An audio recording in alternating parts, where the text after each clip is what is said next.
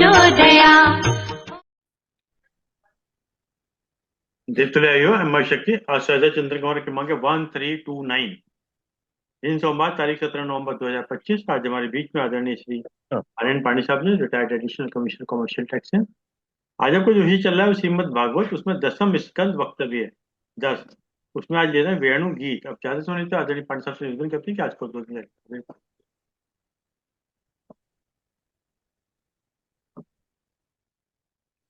ओ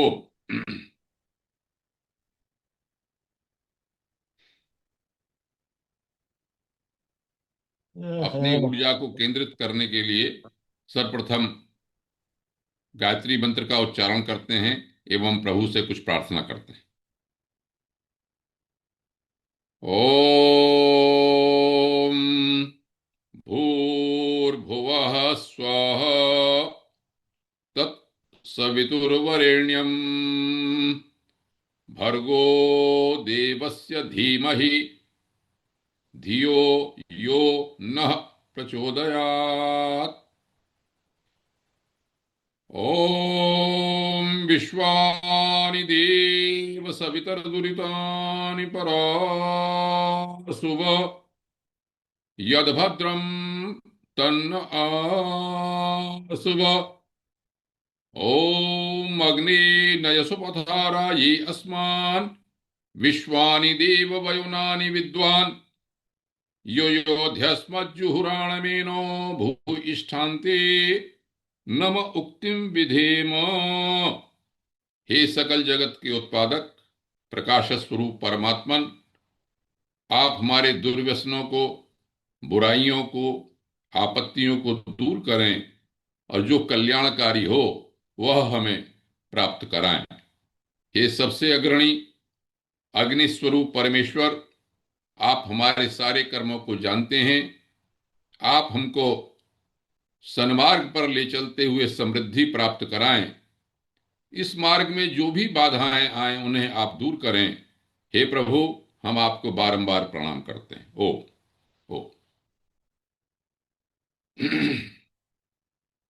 सदैव की भांति मैं सर्वप्रथम आदरणीय श्री अरविंद शर्मा जी का आभार प्रकट करता हूं। साथ ही साथ उनके योग्य उत्तराधिकारी सुपुत्र श्री अभिषेक शर्मा जी को भी बहुत शुभकामनाएं देता हूं। इन दोनों के प्रयास से यह स्वाध्याय चिंतन का सत्संग चल रहा है। तदुपरांत मेरे समक्ष जो भी प्रबुद्ध श्रोतागण बैठे हैं, अब तो ऋषिगण के रूप में ही मैं देखता हूं। आदरणीय कालरा साहब, देव ऋषि जी, चौधरी साहब, शेखरी साहब, हमारे मुधड़ा साहब भी जुड़ गए हैं। ये तो बहुत ही ज्ञानी और व्यक्ति हैं ये। इन सबको मैं प्रणाम करता हूं। मेरी सुपुत्री भी जुड़ी हुई हैं, उनको भी मैं शुभकामनाएं देता हूं।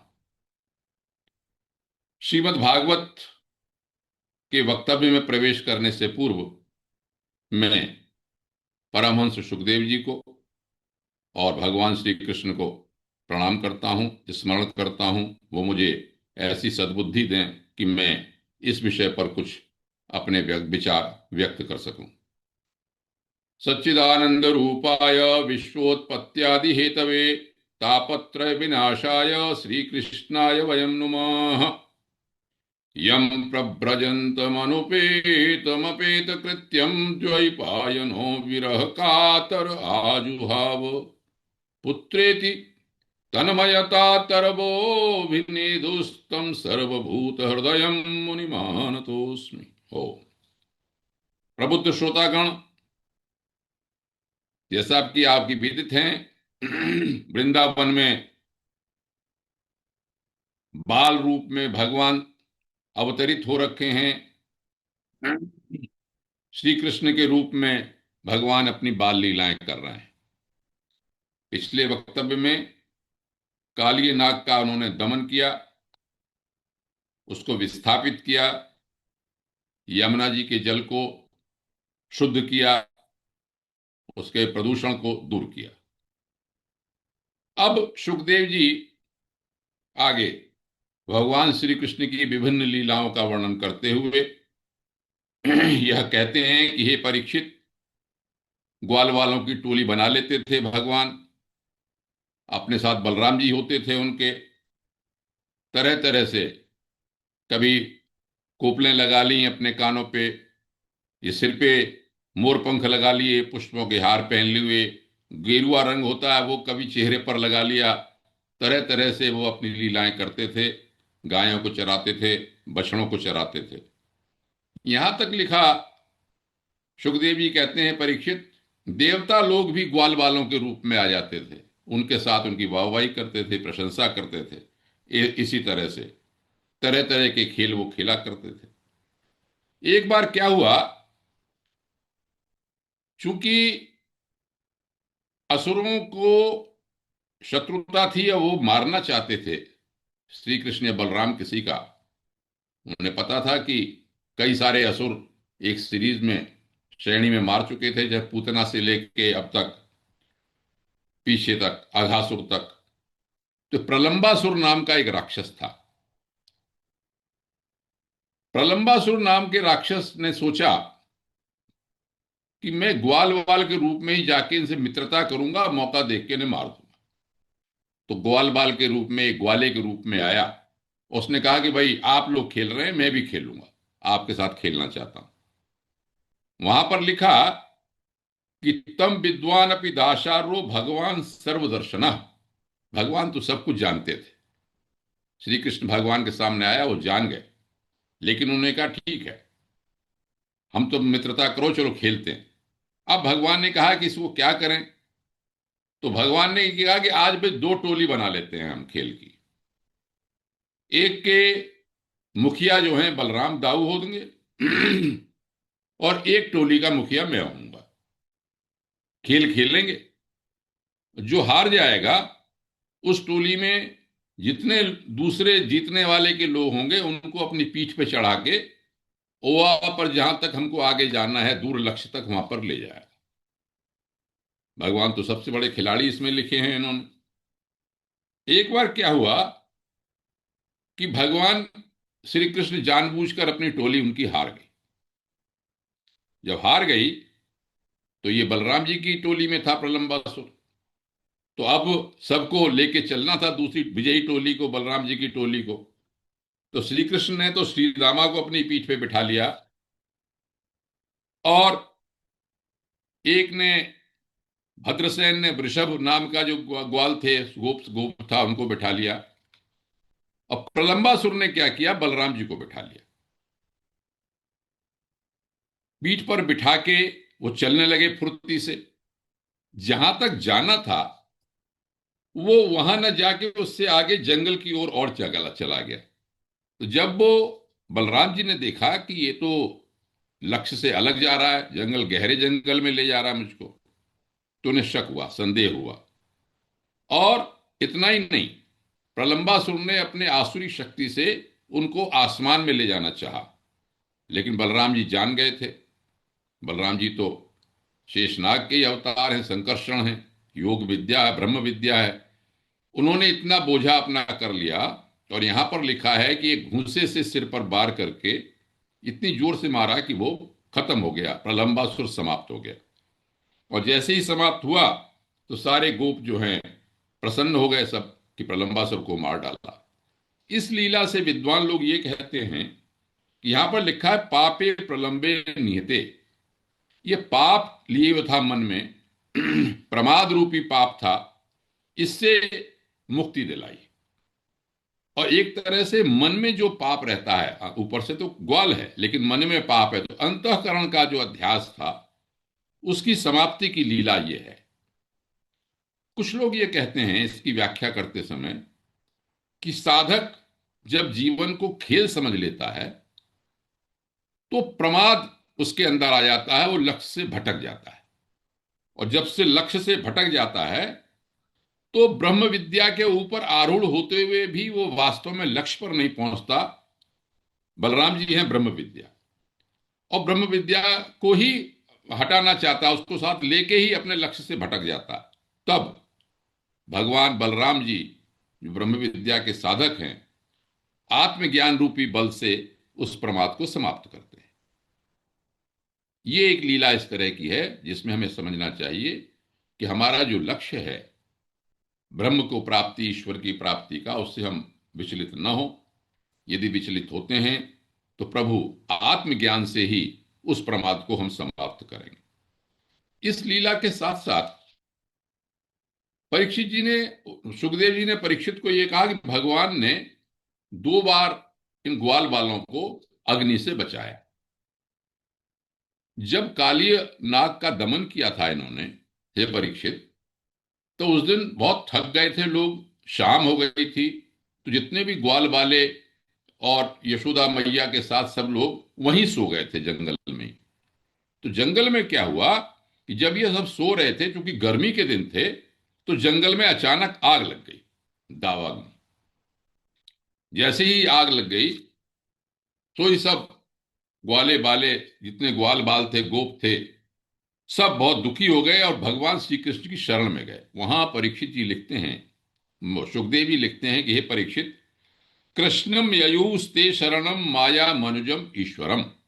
स्पष्ट लिखा ग्रंथ में कि मनुष्य रूपी शरीर जरूर धारण कर रखा है माया से उन्होंने, लेकिन ईश्वर हैं, उस कृष्ण की शरण में गए। और क्या कहा कि कृष्ण महाभाग हे रामावित विक्रम, हे कृष्ण 2 बार कृष्ण बोलते हैं, हे बलराम जी, ये अग्नि हमको डसे ले रही है, जलाए दे रही है, इससे हमारी रक्षा करो। तो यहां पर यह कहा कि कृष्ण भगवान ने उस अग्नि का पान कर लिया। ये की अद्भुत अलौकिक योग माया की लीला है, जैसे मैं शुरू से ही कह रहा हूं। क्यों कर लिया? विद्वान लोग ये कहते हैं कि जब विराट पुरुष की कल्पना करता है वेद, तो लिखता है मुखाद अग्नि अजायत। अग्नि तो मुख से भगवान के पैदा हुई है, उसी मुख में उन्होंने उसको रख लिया अग्नि को। यहां पर एक बात और कहना चाहते हैं कि जब कोई शरण में आ जाता है भगवान की, तो वो उसकी रक्षा करते हैं, क्यों? उनका ये वचन है कि ये जो माया है, माँ में भी ये प्रपद्यन्ते मायाम एताम तरन्ति ते। श्रीमद् भगवत गीता में कहा कि जो मेरी शरण में आ जाता है उस माया से पार हो जाता है। और इसीलिए अंत में गीता में कहा भगवान श्री कृष्ण ने अर्जुन से, यह अर्जुन सर्वधर्मान परित्यज्य मामेकम शरणम व्रज, तू सबको छोड़कर मेरी शरण में ही आ जा। इसी तरह की एक घटना, ये प्रलंबासुर के वध के बाद सुखदेव जी कहते हैं कि परीक्षित, एक बार, ये तो रात की घटना है, एक बार भगवान अपने ग्वाल बालों के साथ, बलराम जी के साथ गायों को चरा रहे थे जंगल में। सरकंडों का, मूंज का जंगल था, गर्मी के दिन थे, लेकिन अचानक ही वहां पर भी आग लग गई। वो दिन का समय था, वो रात की समय था या दिन का समय था? यहां पर भी वो श्लोक लिखा कि कृष्ण कृष्ण महाभाग महा रामाति विक्रम, हे बलराम, हे कृष्ण कृष्ण हमारी रक्षा करो। और जैसे ही इन्होंने ये कहा, तो यहां पर ये भगवान ने कहा कि तुम आंख बंद कर लो, सब डरो मत। जब आंख उन्होंने अपने उसमें अग्नि को अपने मुख से पी लिया, तब कहा अब आंख खोलो। ये 2 घटनाएं 2 बार इसमें आग को पीने की लिखी हैं, एक बार में से सामने, एक बार रात में आंख बंद करके। तो दिन में उन्होंने कहा कि आंख बंद कर लो, रात में कहा कि उन्होंने अपने सबके सामने उसको समाप्त कर दिया अग्नि को।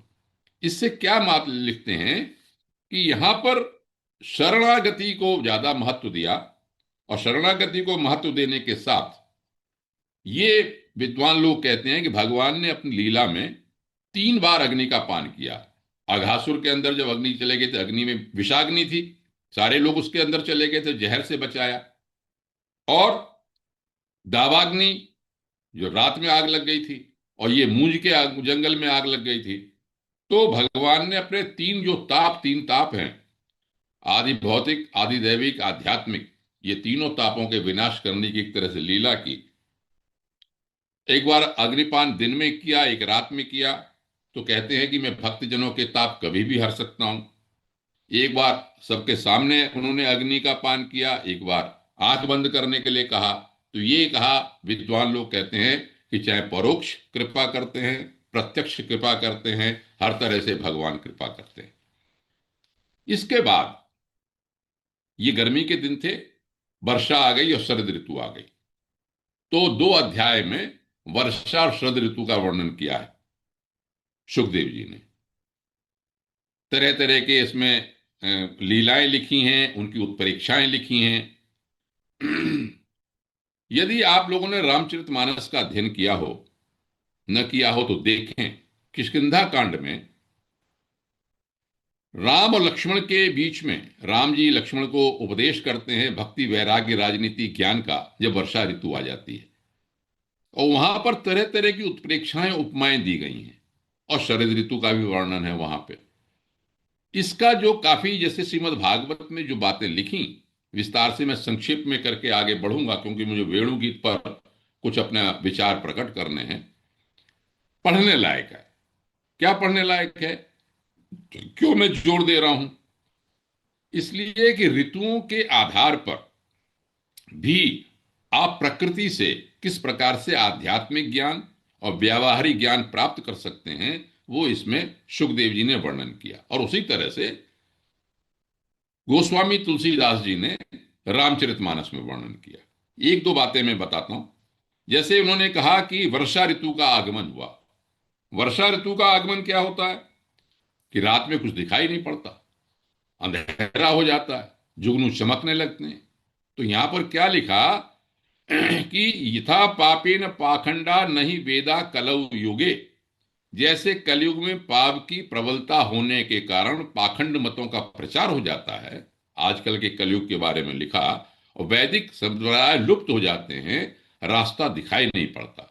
वर्षा ऋतु में क्या हुआ कि वर्षा हो गई, सब जगह हरे भरे घास ही घास हो गई, जो पगडंडियां थी वो समाप्त हो गई, रास्ता जो चलने वाला था वो रास्ता समाप्त हो गया। तो उसका उदाहरण दिया इन्होंने। ठीक इसी प्रकार से किष्किंधा कांड में मैं देख रहा था, एक दोहा लिखा तुलसीदास जी ने कि हरित भूमि तृण सकुल संकुल समुझी परहीन परहीन पंथ।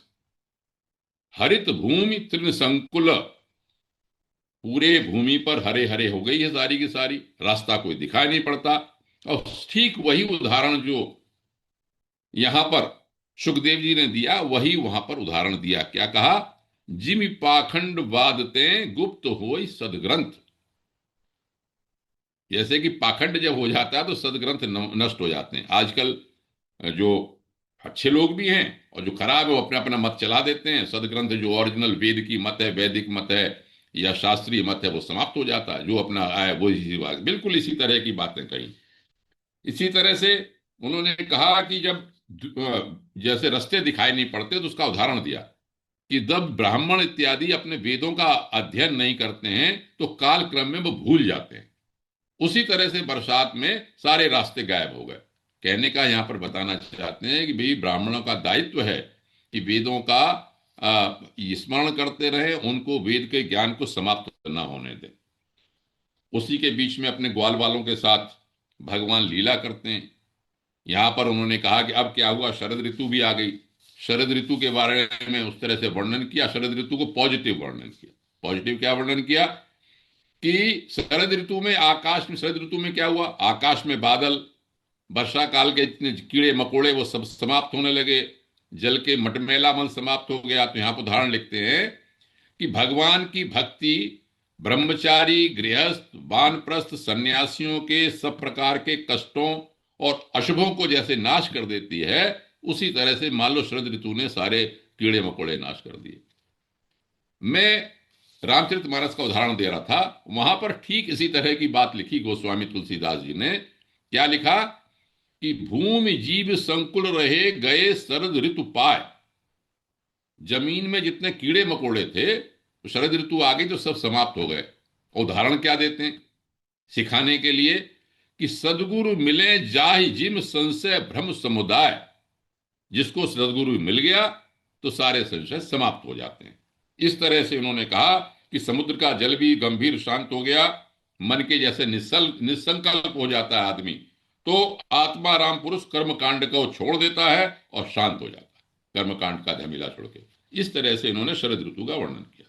मैं इसको 2-3 लाइनों में 5 मिनट में क्यों बताया? गोस्वामी तुलसीदास जी ने कहा, पहले कह चुके श्रीमद् भागवत में। मैं जब वेदों का बात वेद की आती है, आखिर वेदों से वैदिक मत कैसे है? वेद में एक मुझे मंत्र मिला, ऋग्वेद के चौथे मंडल का है, 34वें सूक्त का दूसरा मंत्र है, 4/34/2।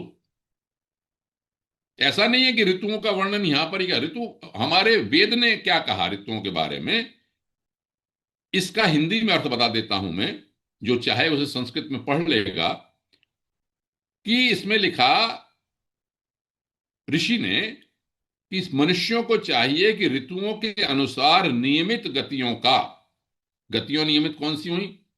ज्ञान दीप मस्तिष्क हो, ज्ञान से भरा हुआ, विशाल हृदय हो और पुष्ट शरीर हो, इसका आनंद लो। तुम्हें आनंद व उल्लास सम्यक रूप से प्राप्त हो। कहने का अर्थ ये, वेद भी ये कहता है, उसमें ऋषि ये कहते हैं कि जैसी ऋतु है उसको आनंदित लो। जैसे भगवान श्री कृष्ण उधर ग्रीष्म ऋतु में भी लीला कर रहे हैं, वर्षा ऋतु में भी गौओं के साथ आनंदित लीला कर रहे हैं, तरह तरह के खेल कर रहे हैं, और शरद ऋतु में भी कर रहे हैं। तो ये वेद का जो मंत्र है उसकी ही बात को चरितार्थ करके भगवान की लीला में यहां पर दिखाया गया। अब सुखदेव जी कहते हैं, परीक्षित, शरद ऋतु आई, अब हम अपने माधुर्य लीला में भक्ति मार्ग में प्रवेश करते हैं। क्यों? आप अपना जब भी इस स्थिति को देखें तो ये जरूर सोचते रहें कि भगवान अपनी लीलाओं से हमारे भक्तों के कितने विकार दूर कर चुके हैं। चलो हम तो अभी इधर बैठे हुए हैं, लीला में नहीं है, वृंदावन में जो हैं, और गोकुल से वृंदावन गए और उनको गोप गोपियां सभी पर है। क्या क्या मार दिया, शुरू में याद कर लें, पूतना से शुरू हुआ, अविद्या का नाश किया, वृत्रासुर को मारा, मोह का नाश किया, बत्सासुर को मारा, पाखंड का नाश किया, बकासुर को मारा, दंभ का नाश किया, अघासुर को मारा, पाप का भी नाश किया, फल विक्रयणी की लीला की, सारे कर्म समर्पित कर दो भगवान को। उसके बाद अब प्रलंबासुर को भी मार दिया, प्रमाद भी समाप्त कर दिया, ब्रह्मा जी को मोह समाप्त कर दिया, सर्वरूप दर्शन दिखा दिया। ये धीरे धीरे हमारे एक साधक के या भक्त के या गोप की गोपियों की उत्कर्ष की लीला है। बिल्कुल आप भगवानमय हो गए, अब कोई आपको संशय नहीं होना चाहिए। आप बिल्कुल इस लायक हो गए कि आप ब्रह्म का सुख जो है भोग सकते हैं, आनंद का अनुभव कर सकते हैं, साक्षात भगवान श्री कृष्ण को अब भगवान मानते हुए।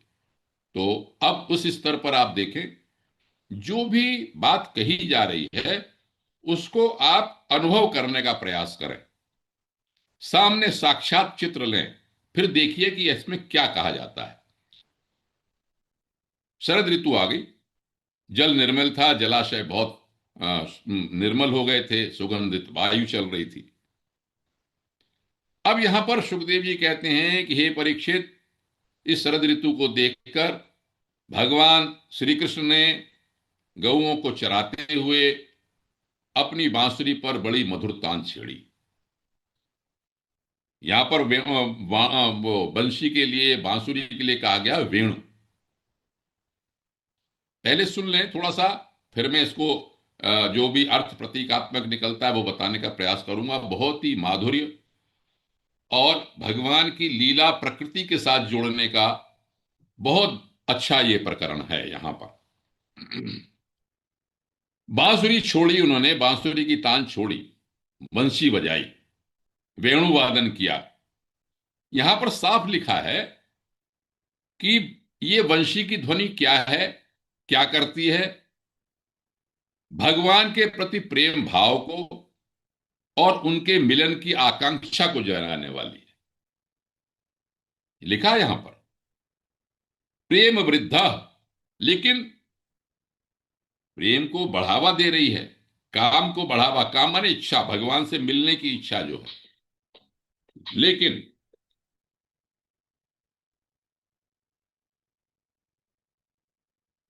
भगवान का यहां पर एक संबोधन दिया, विशेषण अच्युतः, गोपाल को अच्युतः, गोपाल हैं, अच्युत हैं।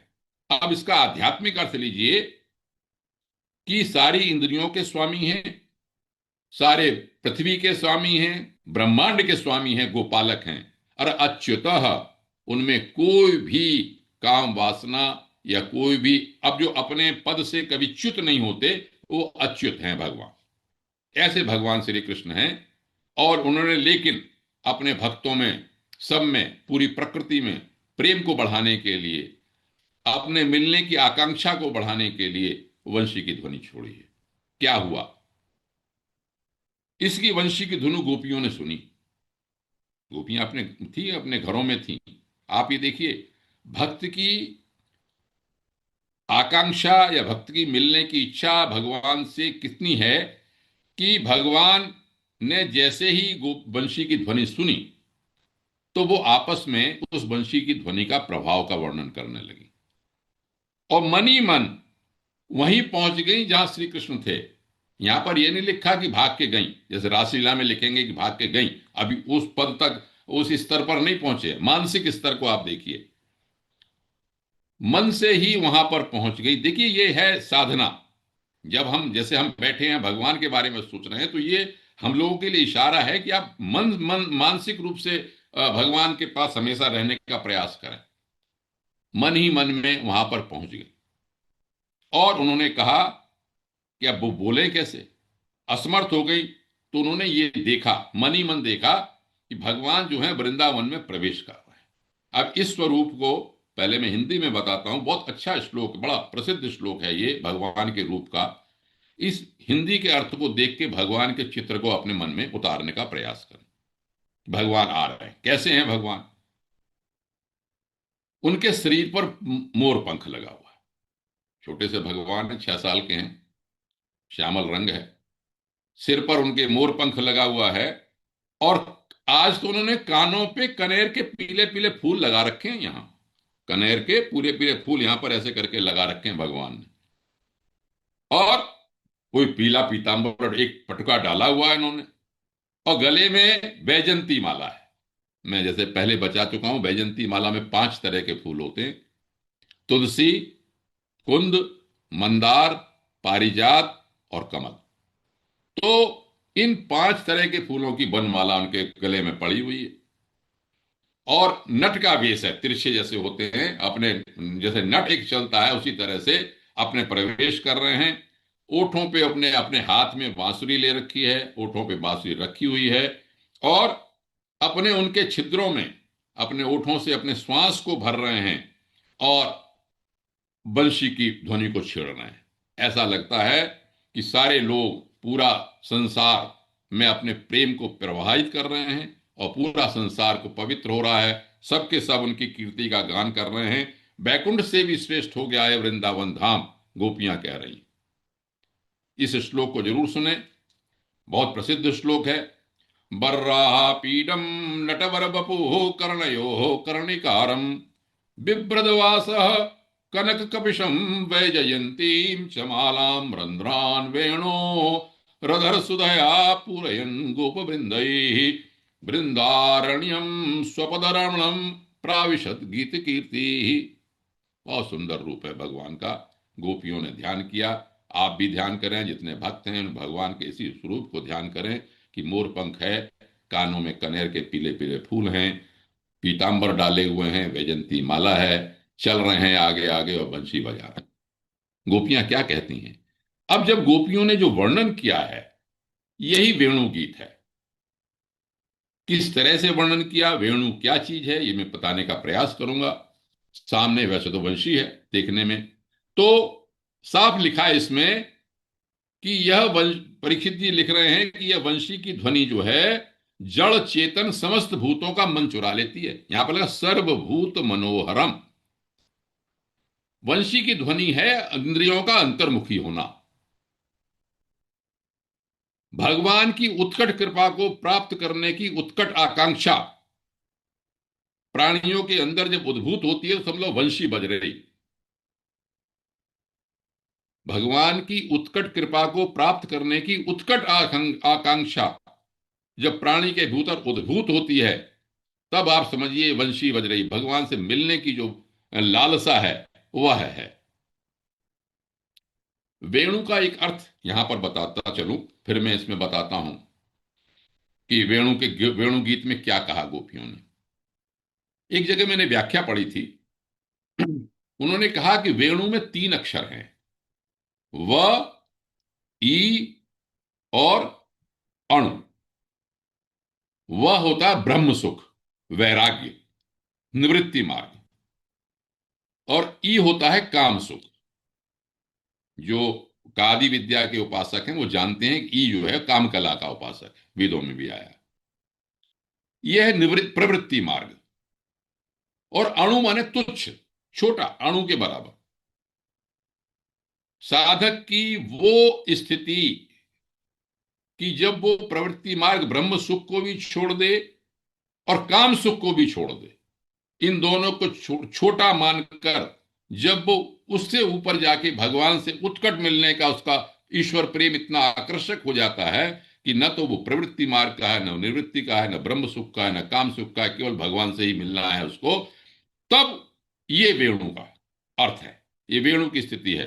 दोनों से परे लाने का साधन, स्थिति, उस स्तर की मानसिकता का नाम है बंशी। बंशी बजना तब है। बांसुरी इस प्रकार प्रेम की प्रबलतम आकांक्षा का प्रतीक है। अब वेणु गीत में गोपियां क्या कहती हैं, इसको सुने, आनंद लें इस बात का, वंशी की ध्वनि का। ये वंशी क्या चीज है, उसके बारे में क्या क्या उत्प्रेक्षा गोपियों ने की है।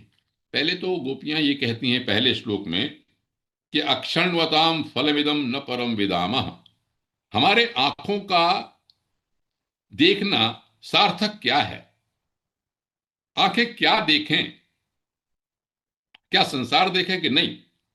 उन्होंने कहा भाई देखो, हमारे आंखों के, हमारे जीवन की तो बस इतनी ही सफलता है और हमें कुछ नहीं मालूम है कि भगवान श्याम सुंदर श्री कृष्ण और गौर बलराम जी अपने ग्वालों के साथ, गायों के साथ हाँक कर वन में ले जा रहे हो गायों को, या वहां से ला रहे हो। गोपियों को कि सुबह सुबह देखती थी जाते हुए, और फिर उनकी प्रतीक्षा करती रहती थी दिन भर कि कब आएंगे भगवान, और आते हुए। तो उन्होंने कहा भाई आंखों का तो, हमारे जीवन का तो यही सार्थकता है कि हम भगवान को, बलराम को और श्री कृष्ण को, दोनों को जाते हुए देखें, आते हुए देखें, और बस अधरों पर उनके मुरली हो, और जब वो निकल रहे हो तिरछी नजर से हमको, प्रेम भरी नजर से हमारे ऊपर नजर डालें। साधक, भक्ति मार्गी यही चाहता है कि भगवान उसको किसी तरह से देखें, और ये वंशी जो है वो उनसे प्रबल मिलने की आकांक्षा है। यहाँ पर तरह तरह के रूप गोपियां कहती हैं कि जब आम की नई कोपलें, मोरों के पंख, फूलों के गुच्छे, रंग बिरंगे कमल धारण कर लेते हैं, तब वो बहुत ही विचित्र लगते हैं। खैर, अब वेणु के बारे में बात करते हैं। बहुत ध्यान से सुनने की बात है। जैसे हम वंशी को, बांसुरी को जब हम बोलते हैं तो हमें स्त्रीलिंग लगता है, लेकिन वेणु शब्द जो संस्कृत में है वो पुल्लिंग है, पुरुषवाचक है। और गोपियों को तो निश्चित रूप से, तो इसमें है लिखा उन्होंने कि ये पुरुष जाति का होते हुए पूर्व जन्म ने इसमें इसने कितने पुण्य कर रखे हैं कि भगवान के अधरों पर ये बैठा हुआ है। तो गोपियां तो स्त्री जाति की हैं, पुरुष के और देख रहे हैं कि हमें तो जो अधरामृत पान करना चाहिए, भगवान का साथ मिलना चाहिए, वो इस पुरुष को मिला हुआ है, वेणु को मिला हुआ है। इसमें लिखा अधर सुधामपि गोपी का नाम। और इससे जितने भी ये इसके बांस से बने हुए हैं, चूंकि तो जितने वृक्ष हैं वो तो बड़े प्रसन्न हो रहे हैं। एक बात यहां पर बहुत ध्यान देने की है, ये जो लीला है, मैं बार बार कहता हूं कि एक तो सामने दिखाने पड़ने वाली, इसका जो अर्थ है वो जरूर समझते रहना चाहिए। यहां पर लिखा अधर सुधा, इसे कहते हैं अधरामृत। अधरामृत का मोटा अर्थ ये होता है कि ओठों को प्राप्त, ओठों का अमृत। एक बात बहुत ध्यान से इसको समझने की है, पूरे शब्द को समझ लें आप। अधर, वैसे तो मोटे तौर पे कहेंगे अधर अमृत, अधर में कहते हैं ओठों को, उसका अमृत नहीं। इसमें छुपा हुआ अर्थ क्या है? छुपा हुआ अर्थ यह है अधरा अमृत। धरा किसे कहते हैं? धरा कहते हैं पृथ्वी को। यदि धरा और मृत कर देंगे तो जो संसार में है वो तो मरणशील है, लेकिन अधरा कर देंगे तो संसार में जो नहीं है, पारलौकिक ब्रह्म सुख, वो अमृत है। इसको इसलिए समझे हमेशा, अधरा धन अमृत, जो धरायाम नास्ति, जो संसार में नहीं है, पारलौकिक है, उस अमृत का नाम है अधरामृत। ये वंशी, जो अधरामृत पान करने की गोपियां बात करती हैं, वो वंशी है, भगवान से मिलने की उत्कट आकांक्षा, और ये अधरामृत है ब्रह्म सुख, भगवान के साथ रहने का सुख। इसको ये कह रही हैं। इसके बाद तो गोपियों ने तरह तरह से वर्णन किया, प्रकृति के साथ वर्णन किया, प्रभाव दिखाया कि जब वंशी बसती है तो प्रकृति की क्या स्थिति होती है।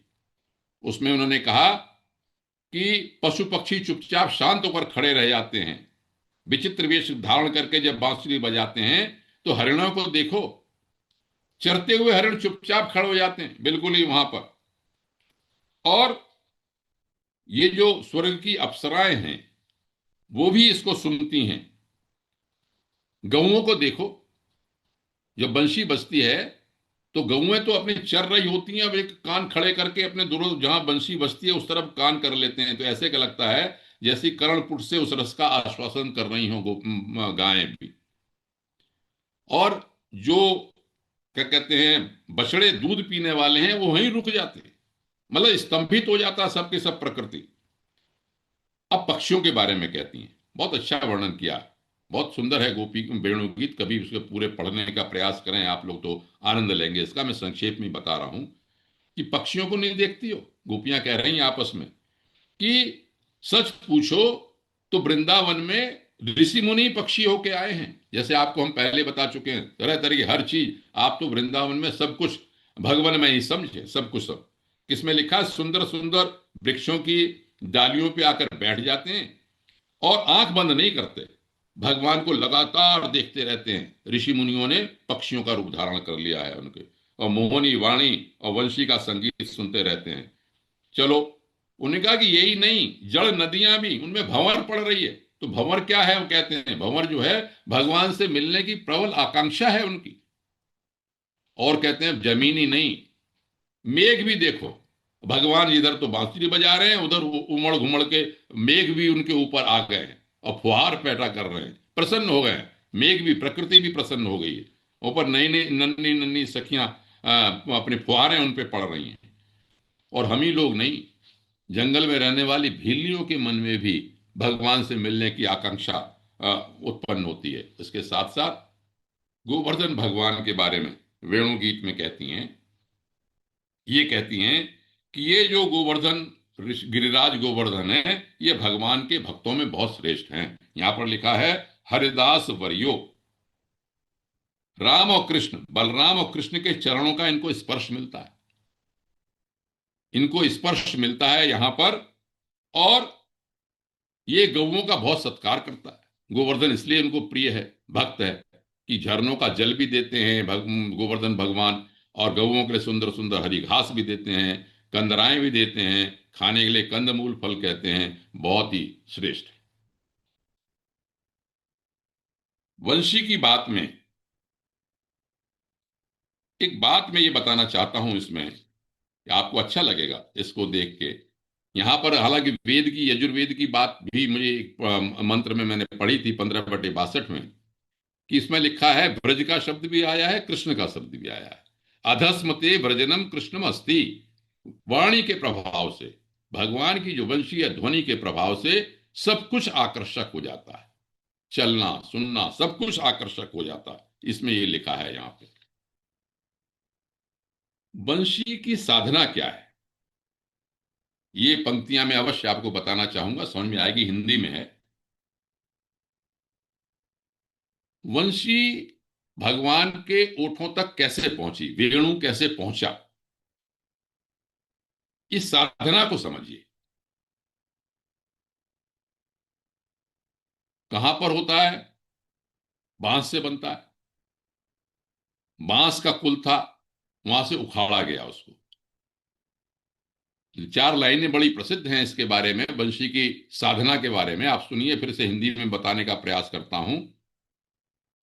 वंशी कहती है कि मैं ऐसे ही नहीं पहुंच गई भगवान के ओठों तक, पहले मैं जहां पर थी अपने कुल में, बांसों के बीच में लगी थी, वहां से मुझे उखाड़ा गया। उखाड़ने के बाद क्या किया, मैंने अपने कुल का त्याग किया एक तरह से। तो एक साधना शुरू होती है कि आपको कुल और संसार सब छोड़ना पड़ता।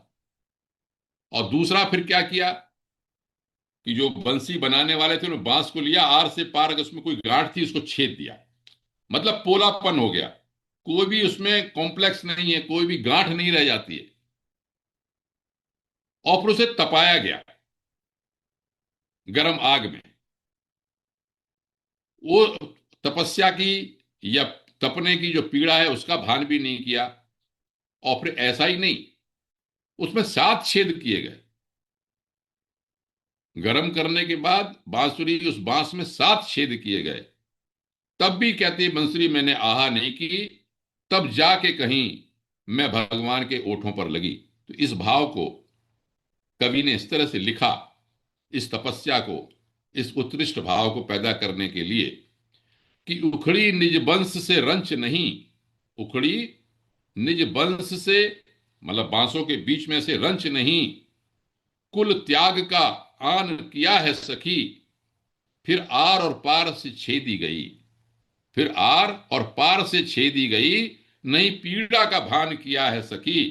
तन तप्त में सप्त हैं छिद्र किए, तन तप्त में सप्त हैं छिद्र किए, भरी आह न आन किया है सखी। और तब जाके कहीं नट नागर का अधरामृत पान किया है सखी। भगवान तक पहुंचने के लिए इस उत्कृष्ट साधना की आवश्यकता है। वंशी के माध्यम से, वेणु के माध्यम से ये समझना चाहिए हम लोगों को कि आपको यदि भगवान के पास पहुंचना है तो आपको अपने कुल का, अपने परिवार का, संसार का त्याग भी करना पड़ेगा। आपके अंदर जितने काम क्रोध लोभ मोह की गांठें पड़ी हुई हैं वो छोड़ना भी पड़ेगा। बिल्कुल निर्मल मन जन सो मोहि पावा, बिल्कुल निर्मल होना पड़ेगा। तप, तपस्या करनी पड़ेगी। आग में तपती है बांस जो है, और उसमें और छेद होते हैं। चाहे आप उसे 60 चक्र भेदन के लिए कह लें, चाहे आप प्राण कह लें, कुछ भी नहीं रह जाता। तब जाके कहीं भगवान के ओठों का अधरामृत, जो पारलौकिक ब्रह्म सुख है, तब कहीं जाके उसको मिलता है। तो इस वंशी के माध्यम से हम लोगों को जो तपस्या है वंशी की, वो भी हमको समझनी चाहिए कि भांति भांति के कष्ट सहने के बाद साधना के रास्ते के चलने पर ही भगवान का सानिध्य प्राप्त होता है। वेणु गीत के एक अंतिम श्लोक में एक बहुत ही समझने की बात है। हालांकि इसको जो बात मैंने कही, ये वेद के एक मंत्र में भी है कि गौओं वाले बाड़े को भगवान कैसे खोल देते हैं। एक श्लोक वेणु गीत का और बताता हूं मैं। ये रूप बहुत ही, मुझे तो बहुत अच्छा लगता है। ये भगवान की कृपा का वर्णन है। क्या है, गोपियां कहती हैं कि भगवान देखो, भगवान का क्या रूप है इस समय, भगवान कृष्ण क्या कर रहे हैं। उन्होंने जब वो अपने ग्वाले, वो अपने गौओं को और बछड़ों को ले जाते हैं तो क्या करते हैं, उनका रूप बता रही हैं कि क्या है कि आपने देखा होगा कि नौना होता है, जब गायों को हम दूहते हैं तो उनके पैरों में एक रस्सी बांध देते हैं। उसे यहाँ पर संस्कृत में निर्योग कहते हैं, लेकिन हिंदी में उसे नौना कहते हैं। नौना, नौना कहते हैं रस्सी। जैसे दूध दूहना है तो उसे लात न मार दे दूध में, तो उसके पैरों में रस्सी बांध देते हैं, मतलब गाय का बंधन। और बछड़ों में क्या होता है, गले का रस्सी होती है उसकी, तो गले का फंदा। तो भगवान ने क्या किया, यहां पर गायों को छोड़ दिया तो सिर पर तो वो नौना बांध लिया आपने। आप रूप देखिए भगवान श्री कृष्ण का। और कंधों पे जो है, जो पाश होता है, रस्सी होती है, वो रख ली। और एक और गायों को कह दिया जाओ, एक जंगल से दूसरे जंगल में जा रहे हैं और खुद देख रहे हैं बांसुरी की तान छोड़ रहे हैं। कहने का अर्थ क्या है, कहने का अर्थ ये कि भगवान की शरण में जो आता है, गो माने इंद्रियां, गो माने गाय, गो माने क्या कहते हैं, जो पृथ्वी, जो भी प्राणी है सब, भगवान उनके बंधन को अपने ऊपर रख लेते हैं। इतने कृपालु हैं। और जो वेद कहता है कि वो गौओं वाले बाड़े को खोल देते हैं, ब्रजम गोंतम उषजो बब्रवु, खो देते हैं, खोल देते हैं। और इसलिए लिखा है कि अब रक्षा करते हैं उसमें, विष्णु गोपाम अपश्यम, विष्णु जो है वो ग्वाल वालों की रक्षा करता है। इस बाड़ों को उनके लिए खोल देते हैं, जो ऋषियों ने कहा कि हे प्रभु हमारे लिए खोल दीजिए। तो यहां पर वो चरितार्थ करके दिखा रहे हैं भगवान श्री कृष्ण कि लो मेरी निगाह में रहो, मैं तुम्हें देख रहा हूं, और तुम्हारे जो गायों के जो बंधन है, वो पैरों के बंधन और गले के बंधन सब मैंने एक अपने सिर पे अपने कंधे पर रख लिए, मेरी जिम्मेदारी है। बस क्या है कि मेरी शरण में आओ, मेरी इस वंशी की ध्वनि, मेरे मिलने की प्रेम की उत्कट आकांक्षा वो अपने अंदर जगाओ। गोप वेणु गीत में ये भी कहा कि मनुष्यों की बात तो क्या है, पशु पक्षी जड़ नदी सभी स्थिर हो जाते हैं, और जादू भरी बंशी का और चमत्कार क्या सुनो। इस तरह से आज के प्रकरण में वेणु गीत कहते हुए ये बताने का प्रयास किया, पहले तो ये कि मन से पहुंची गोपियां, उनका जो अनुभव था वो सुनाया उन्होंने, भगवान के रूप के दर्शन किए, और वेणु के माध्यम से ये बताया कि भगवान से मिलने की उत्कट आकांक्षा क्या है, और भगवान का जब आकर्षण होता है, भगवान सब वेणु बजाते हैं, तो केवल चेतन ही नहीं, जड़ पूरी प्रकृति में उसका प्रभाव होता है, और उनके संरक्षण में जो जाता है, उनकी देखभाल में जो चला जाता है, उसके बंधन भगवान इतने कृपालु हैं कि वो अपने आप अपने ऊपर लिख लेते हैं। ऋग्वेद में एक मंत्र में कहता है कि मैं जीव रूपी गौओं के रक्षक ग्वाले के रूप में उस प्रभु को देखता हूं, अपश्यम गोपाम। मैं ऐसे ही नहीं कह रहा, इन मंत्रों में लिखा हुआ है। उन मंत्रों को चरितार्थ करके भगवान ने दिखाया है। एक जगह तो लिखा है कि जैसे बछड़े की रस्सी से आप बछड़े को रस्सी से छुड़ाते हैं, वैसे ही आप मुझे पाप से मुक्त कर दीजिए। तो इस तरह से यहां पर भगवान श्री कृष्ण स्वयं उन वेदों में मंत्रों में कही गई लीलाओं को सामने रखते हैं। मैं केवल आज के वक्तव्य को समाप्त करते हुए इतनी ही बात कहना चाहूंगा कि हम भगवान के चरित्र की लीलाओं को सुने, समझें। एक तो अपने को जितनी भी कॉम्प्लेक्सेस हैं, कुंठाएं हैं, तरह तरह की चीजें हैं, वो दूर करें। अगर शरण में चले जाते हैं तो भगवान अपने आप ही दूर करते हैं, ये भी इसमें लिखा हुआ है। आप शरण में चले जाओ, जो लिखा ना कि मामेकम शरणम वज अहम त्वाम सर्व पापेभ्यो मुक्षयिष्यामि, गीता कहती है सब पापों से मुक्त कर दूंगा।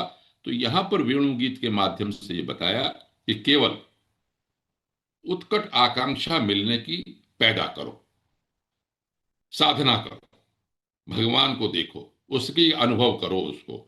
तो भगवान अपने आप ही आपके जो बंधन है वो अपने कंधे पे अपने सिर पे रख लेंगे, और भगवान अवश्य ही आपको प्राप्त होंगे। इसी को बात को कह के ये वेणु गीत का प्रकरण समाप्त होता है। मैं आज का वक्तव्य समाप्त करता हूँ। बहुत बहुत धन्यवाद आदरणीय आनंद पांडे। सभी लोग अनम्यूट हैं। जिस किसी को जिज्ञासा को क्वेश्चन बनता है तो आदरणीय पांडे साहब को पूछ सकते हैं। फिर बाद में दोस्तों पीएन चौधरी साहब व्यासपीठ को धन्यवाद देंगे।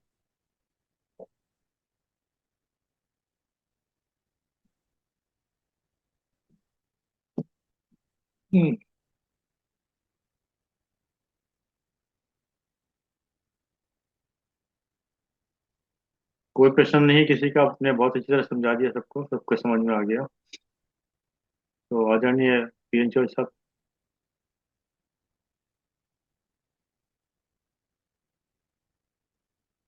प्रणाम। अरे बहुत सारे महान बहुत सारे विद्वान लोग दिख रहे हैं। क्या कालरा साहब, हम्म। ऋषि जी, कुछ प्रकाश डाल दे। क्या बताएं। मुझे एक अपनी रुबाई याद आई है। बोले हाले दिल अपना मैं सुनाऊं किसको, जो लगे दाग मोहब्बत में दिखाऊं किसको, है कहाँ भूली मुझे वो सुरीली ताने, राधा से मगर बांसुरी बनाऊं किसको। क्या क्या बात, बात। बहुत सुंदर, बहुत सुंदर, वाह ये वाह, बहुत साल बहुत 20 30 40 साल पहले लिखी थी मैंने। हाले बहुत दिल सुंदर। अपना मैं सुनाऊं किसको, वाह वाह, जो लगे दाग मोहब्बत में दिखाऊं किसको, है कहाँ भूली मुझे वो सुरीली ताने, राधा से मगर वाह, बांसुरी बनाऊं किसको। बस क्या बात। सुंदर सुंदर। देखो ऋषि जी, जिस तरह प्रकाश और सूर्य दो भी हैं पर अभिन्न है, हाँ। इसी प्रकार कारण अवस्था में परमात्मा निराकार कहा जाता है, और शक्तियों के साथ जब कार्यावस्था में आता है तो साकार कहा जाता है। तो भगवान श्री कृष्ण जो है साकार के रूप में जब आए तो उसमें श्री बिल्कुल भागवत पुराण में उनका वर्णन किया जाता है। और अदरवाइज निराकार रूप में तो सब जगह चेतन चेतन चेतन है ही, और चेतनता ही हमारा शरीर का हिस्सा है। और हम भी चेतन ही हैं, इस नाते तो हम ईश्वर के अंश ही है ना पूरी तरह से। बिल्कुल बिल्कुल। तो जिस तरह से पांडे जी वर्णन करते हैं साकार ब्रह्म का, साकार श्री कृष्ण का, अद्वितीय है, अद्भुत है। बहुत बहुत आभार प्रकट करते ये हैं। बात, ये प्रैक्टिकली भी बात है कि साकार का अनुभूति होने के बाद ही निराकार की अनुभूति में कोई फर्क नहीं नजर आता, लेकिन जो फिजिक आनंद लेना होता है ना, वो भाव ये साकार के में लेके ही आता है। ये भी बात सत्य है। हम्म। हाँ। बिल्कुल ठीक है ऋषि जी। पर ऋषि जी आप तो हमेशा आनंद अवस्था में रहते हैं, निराकार के साथ जुड़े हुए, और साकार भी अपने आप में तो सब बल कोई शामिल कर। फर्क ही नहीं, कोई फर्क, जैसे सुख और दुख में कोई फर्क नहीं है, बहुत साकार सुंदर। निराकार में कोई ये फर्क नहीं अवस्था है। तो बड़ी ऊंची अवस्था है। हाँ, कोई फर्क नहीं, कोई अंतर नहीं किसी चीज, सब एक है, सब एक है। बेशक। आदरणीय वेंचर साहब। धन्यवाद शर्मा जी, आपके आशीर्वाद से, आपके प्रयास से ये प्रवचन हमें सुनने को मिला। व्यासपीठ को बहुत बहुत प्रणाम, बहुत बहुत धन्यवाद। और आज हमारे व्यासपीठ पांडे जी ने जो बताया, बांसुरी।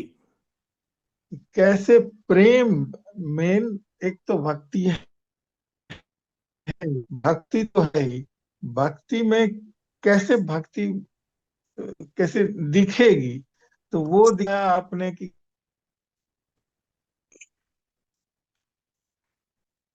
जो भक्त के रूप में भी किया, तो जो है प्रमोद अर्पण में जैसे रूप में दिखाया गया है, उस रूप कहते हैं तो वह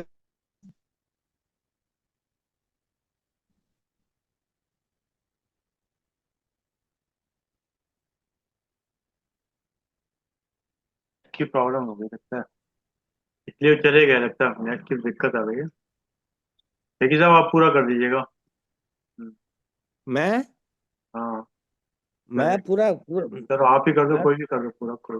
पूर्णमदा पूर्णमदम पूर्णात् पूर्णमुदच्यते पूर्णस्य पूर्णमादाय पूर्णमेवावशिष्यते। चलो। वाह वाह। पांडे जी प्रणाम, बहुत आनंद आया। बांसुरी का तो आपने मंत्र मुग्ध कर दिया। हाँ, ऐसे लगा मैं बांसुरी ही बजाए हैं। आर पार। हाँ, लेकिन आर पार जो आपने वर्ड बोला ना, वो आर पार नहीं हुआ, सिर्फ एक ही साइड में छेद करता, वो दूसरी साइड से पार नहीं करता। वैसे गोल है ना, एक साइड से तो आर पार हुआ, लेकिन नीचे नीचे नहीं गया फिर। हाँ, हम्म, लेकिन बहुत बहुत नीचे तगड़ी पूरा सिमली पूरा है मुझे। साफ रहता है। हाँ, पूरा बहुत बहुत। वेन्यू वेन्यू जो है ना, उसमें हाँ पूरा एक से ऊपर से नीचे तक साफ रहता है, बस मुंह के पास थोड़ी सी वो हाँ रहती हाँ। है, और कहीं नहीं, जरा नीचे तक पूरा है। जरा इमेजिन करिए, आप आपने जितने बांसुरी मुंह लगाई हुई है और सुर निकल रही है, आहा। ठीक और है, आप खुद हाँ, तो खुद, वो उससे वाह वाह प्रेम क्या बात। प्रेम प्रेम का एक रूप है, वो प्रेम साधना के बाद वो बांस का टुकड़ा एक प्रेम का साक्षात रूप बन जाता है, जैसे अभी बिल्कुल पर बिल्कुल। ऋषभ, वो ऋषभ, राधा को पाने के लिए राधा का उल्टा धारा के विपरीत चलना पड़ेगा। हाँ हाँ, राधा का बिल्कुल हाँ, उल्टा बिल्कुल धारा बिल्कुल है। बिल्कुल वही बिल्कुल। जो वेणु से वेणु गीत में पूरा यही तो दिखाया कि कैसे हम मन से उस भगवान को याद करें और उसको प्रेम पूर्वक अपने अंदर ग्रहण करें। जो ऋषि ये साहब अपनी बात मासी लिया है। चलो चलिए साहब। बहुत बहुत बहुत बहुत बहुत बहुत धन्यवाद धन्यवाद। आदरणीय विंचर साहब, बहुत बहुत बहुत बहुत धन्यवाद धन्यवाद। आदरणीय अरुण साहब। आपने समय निकाल के समय दिया, हम आपके आभारी हैं। और जूम के लोग का विशेष रूप से धन्यवाद कि आपने समय निकाल के समय दिया। और जैसे कि एक विचार के साथ और 3 बार ओम के साथ अपनी बात समाप्त करते हैं। आज का विचार: जिन कर्मों को दूसरों से छिपाने की आवश्यकता पड़े, जिन कर्मों को दूसरों से छिपाने की आवश्यकता पड़े, ऐसे कर्म करने से सदैव बचना चाहिए। बहुत सही बात। तो सही दिन बात। पहले सुनाया था आपको। ऐसे कार्य ना करें जिससे आपके आत्मसम्मान को ठेस पहुंचे। बहुत अच्छा। वे आपको स्वयं से नजरें मिलाने में भी लज्जा का अनुभव हो, क्योंकि स्वयं की नजरों में ही स्वयं का सम्मान ही आत्मसम्मान को जन्म देता है। बहुत अच्छा। बहुत अच्छा। आइए सब 3 बार को उच्चारण करते हैं। ओम।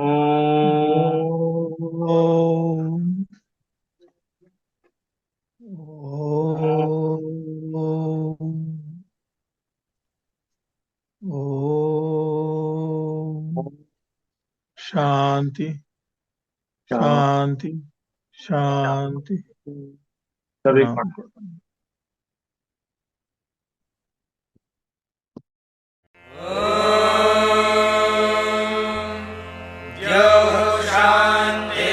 शान्तिरन्तरिक्षं शान्तिः पृथिवी शान्तिरापः शान्तिरोषधयः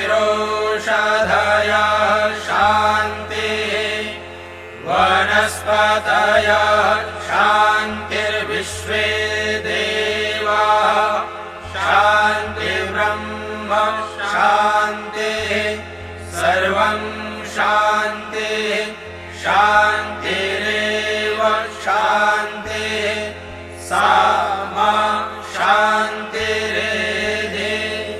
ॐ शान्ति।